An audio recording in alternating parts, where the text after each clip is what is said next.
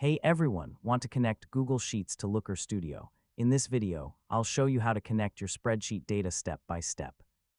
First, open Looker Studio and sign in with your Google account.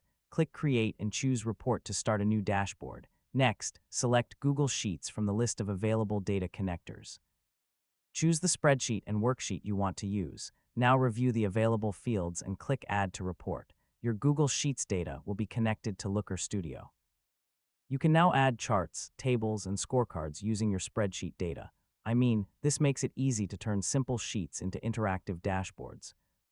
If your data changes, Looker Studio can update the report based on your refresh settings. Make sure your spreadsheet has clear column names and organized data for better results. Finally, customize your dashboard and share it with others. And that's how you connect Google Sheets to Looker Studio.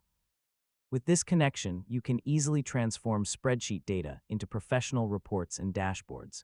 Thanks for watching, and don't forget to subscribe for more easy technology guides.